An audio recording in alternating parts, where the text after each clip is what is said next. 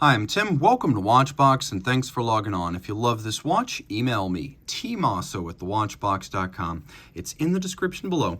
It is your purchase and pricing email question line for buying this or any watch you see on any Watchbox platform. Please reach out to me directly. Email tmosso@thewatchbox.com for pricing. Today, we're discussing a 10-piece limited edition launched back in 2005, one of the earliest watches from Peter Speake-Marin under his own brand. This is the Vintage Tourbillon, and that is the model name, the Vintage Tourbillon. And this is number 1 of 10, so it's even a good serial number within the series.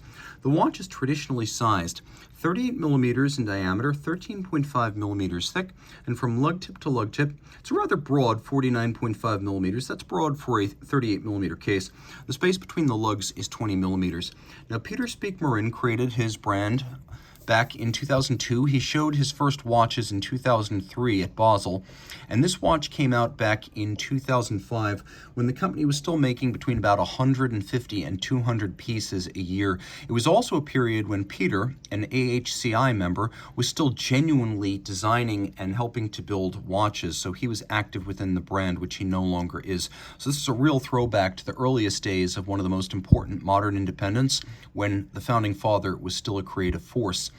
On my 16 centimeter circumference wrist, you can see that it does fit easily. It's comfortable. It's not super thick, but it's so sheer in profile that I'll vouch for its fit underneath a jacket cuff, but maybe not the tightest of dress sleeves.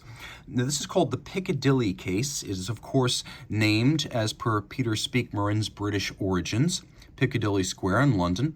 It is a large case for 38 millimeters because of the lug span. For that reason, I'm going to recommend this watch for wrists of 15 centimeters circumference or larger. The strap is a wonderfully sueded nubuck, medium brown with a lot of bolstering or stuffing, a sheer cut edge, a monotone stitch, blue calfskin on the bottom, and you can see it is a Speake-Marin factory strap, brand new, no crimping, no gouging, and it's matched with a Speake-Marin rose gold pin buckle.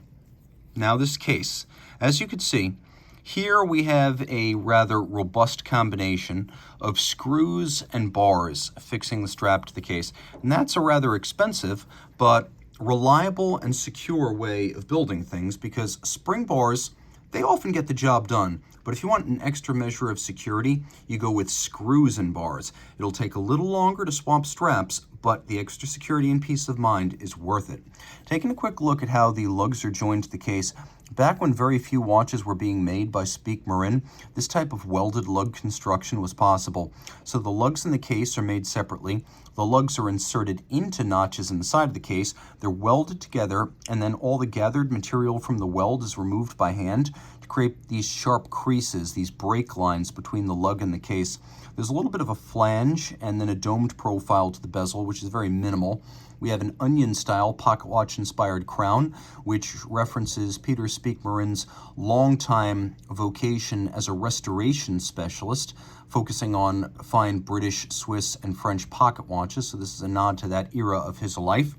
On the dial, you can see we have a combination of satination and media blast, and this combination is all rendered on solid gold. So this dial is made of solid gold. The hands are blued steel, and then you can see we have a little power reserve indicator. This actually changes color when the 110-hour manual wind power reserve gets down to just 25 hours, and I'm going to wind, and you can see how its color changes as you fully top off the watch.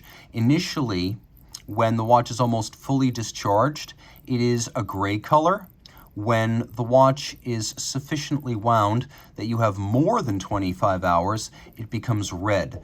Take a quick look. We have other elements that are hand finished and applied to the dial, not just the primary time-telling dial, but also the Speake-Marin nameplate and the note that although he is British, Peter Speake-Marin built his watches from his brand, his eponymous brand, in Switzerland. Now we have a spectacular full bridge for the Tourbillon that has been mirror polished across its top, finished with diamond paste, beveled immaculately on its edges. And you can see that the same has been lavished on these screw heads, which are polished across their top and then slotted and chamfered around their circumference. We have both polished and fire-blued screws. And note that the capstone on each side of the tourbillon, each tourbillon bridge, it's actually a brilliant cut diamond. How cool is that? The tourbillon is a high-beat tourbillon, 4 Hertz, unusual on a tourbillon, but also beneficial for superior timekeeping. And as you can see, it is a 1 minute or 60-second tourbillon that effectively doubles as the seconds hand for the watch. Take a look at that mirror finish, and take a look at how these bevels meet in sharp outward points, particularly at the inner corner of the bridge on each side. Outward bevels that meet in a sharp point are as impressive as inward bevels that meet in a sharp crease. Keep that in mind. Turning it over, you can see that the reverse of the movement is finished with the same vertical satination as the dial side. And if you look carefully, you can see the dial side bridge. I'll do my best to show it. It's a little bit difficult for the camera to pick it up.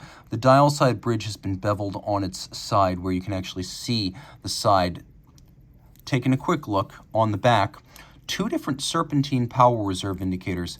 You can see how one registers up to 50 hours of power reserve, and once that one reaches the limit of its travel, the other one begins its travel from 60 hours all the way up to 110 hours, which is the full power reserve for this twin-barrel manual wind tourbillon. That is 110 hours of total power reserve.